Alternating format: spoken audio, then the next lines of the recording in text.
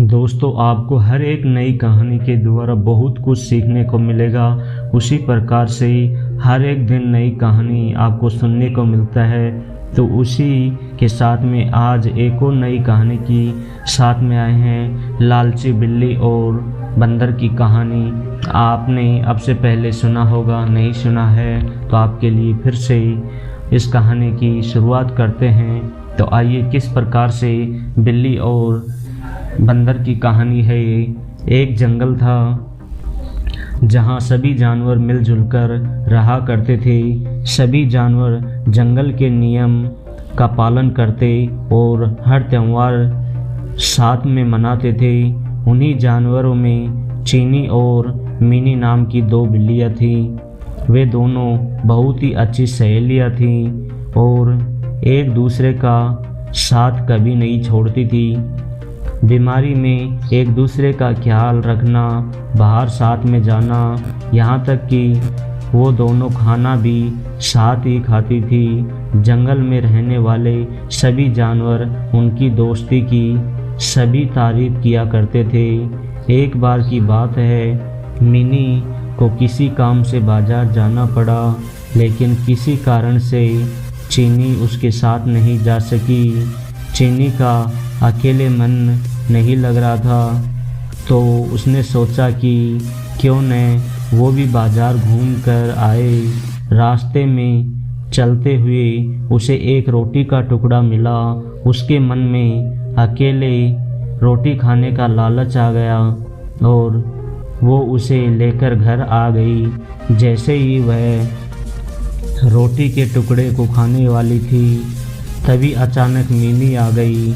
Mini ने उसके हाथ में रोटी देखी तो उसने पूछने लगी कि चीनी, हम तो सब कुछ बांटकर खाते हैं और तुम तो मेरे साथ ही खाना खाती थी, क्या आज तुम मुझे रोटी नहीं दोगी?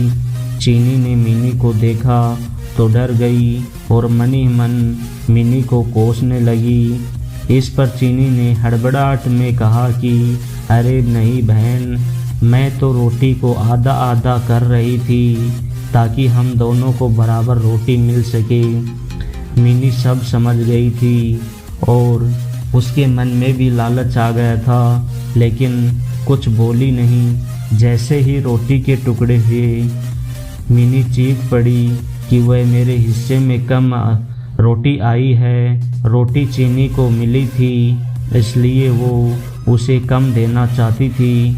फिर भी वो बोली कि रोटी भी दो बराबर ही दी है। इस बात को लेकर दोनों में झगड़ा हो गया और धीरे धीरे यह बात पूरे जंगल में फैल गई।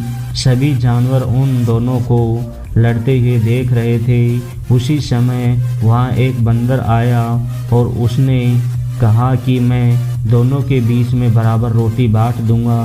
सभी जानवर बंदर की हाँ में हाँ मिलाने लगे। न चाहते हुए भी दोनों ने बंदर को रोटी दे दी। बंदर कहीं से तराजू लेकर आया और दोनों और रोटी के टुकड़े रख दिए। जिस तरफ वजन ज़्यादा होता वो उस तरफ की रोटी को थोड़ी सी रोटी यह बोलकर खा जाता कि इस रोटी को दूसरी तरफ रखी रोटी के वजन के बराबर कर रहा हूँ। वो जानबूझकर ज़्यादा रोटी का टुकड़ा खा लेता, जिससे दूसरी तरफ की रोटी वजन में ज़्यादा हो जाती।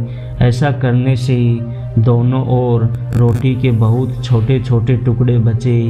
बिल्लियों ने जब इतनी कम रोटी देखी तो बोलने लगी, हमारी रोटी के टुकड़े वापस दे दो, हम बची हुई रोटी को आपस में बांट लेंगे। तब बंदर बोला कि अरे वाह, तुम दोनों बहुत चालाक हो, मुझे मेरी मेहनत का फल नहीं दोगी क्या?